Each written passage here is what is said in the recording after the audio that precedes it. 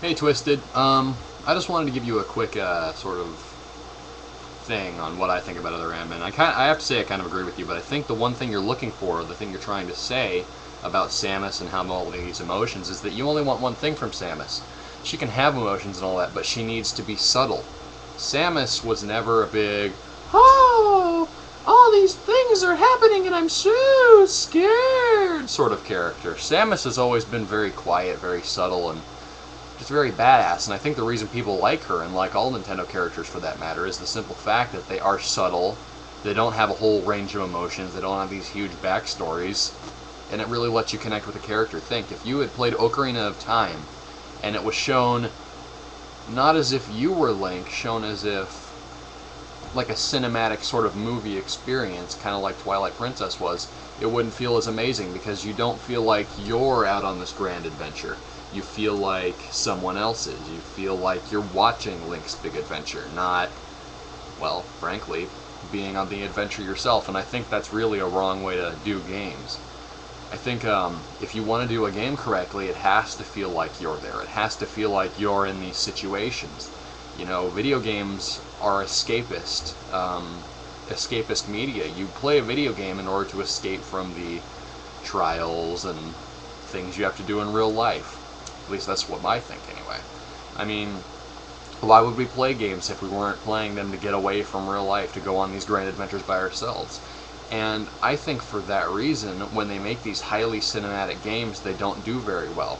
You can have a game be absolutely gorgeous and, frankly, not sell very well, not be very popular, and it's simply because of the fact that we don't play video games to watch movies. We play video games to play a video game. It's the exact same reason why games like Super Mario are considered classics, because you're playing it, you're experiencing it. It's your adventure, not the adventure of someone else that you're watching from a third-person perspective. And I think with this latest installment in the Metroid series, that's a very sort of common thing. It feels no longer like you're the one lost on the alien planets. It feels no longer like...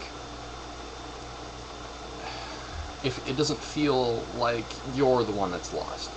A big thing with Metroid games has always been being alone, being lost, not knowing really what's coming next. And even on repeated playthroughs, it feels the exact same way. When you play Metroid Prime, you can play it multiple times, you may know where this stuff is, but it always feels like you're alone, like you're lost. Maybe because if you're on a dead planet, you know, and all you have for company is things that are trying to kill you, but the point still stands.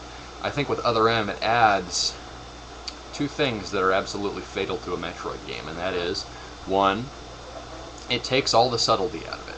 Samus is no longer the quiet, sort of badass character. Instead, she's, to quote Spoonie and yourself, Bella Swan, and I think that's very, very wrong, because Samus has always been very quiet, very low-key, very subtle, someone who doesn't have a whole range of emotions, etc., etc.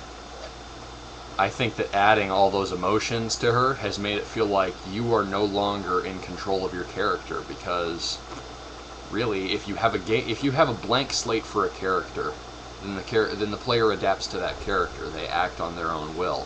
If you're playing a game, let's say you're playing a first-person shooter, and you're thinking, all right, I'm going to shoot that guy over there, and I'm going to run up there, I'm going to shoot him in the face. And then halfway running there, the character stops and says, oh no, I can't kill that guy, I bet he has a wife and children, and all that kind of stuff.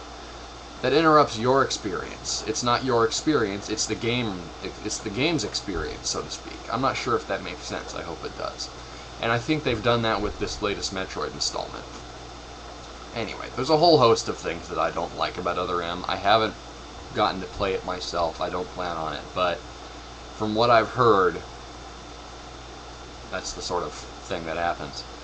So, I think what you're trying to say, Twisted, and I respect your opinion very highly, I've been watching you for a good long while now, is that Samus needs to be subtle. Needs to be, well, frankly, what she's always been. Subtle, but not emotionless. Because if she's subtle, that gives you the experience, that lets you have the emotions. Whereas, I'll give one more example before cutting this off. Let's say you were playing Resident Evil 4, and you think, oh yeah, I am such a badass right now, this is so cool, I'm running around shooting zombies in the face, suplexing him, etc., etc. And all of a sudden, the main character, Leon, starts freaking out, not shooting, all those kinds of things. Just freaking out, like, oh no, I'm gonna die, ah! And I'll give you the reason why that's wrong. Because, again, that's not your emotion. That's not what you're feeling. You're feeling, whoa, I'm this kick-ass dude with a shotgun. Yeah, this is badass. And then all of a sudden, oh no, I'm dying, And it forces the emotion of fear upon you when you should be feeling like a total badass. I'm fairly sure that makes sense. Anyway, so again, Samus should be subtle, isn't. Metroid Other M is a repulsive, vulgar insult to the series. Samus, I think, has been completely destroyed by this game, and unless they find some way to write it out of continuity, I think she'll remain that way. Anyway, that's my opinion. I'm out.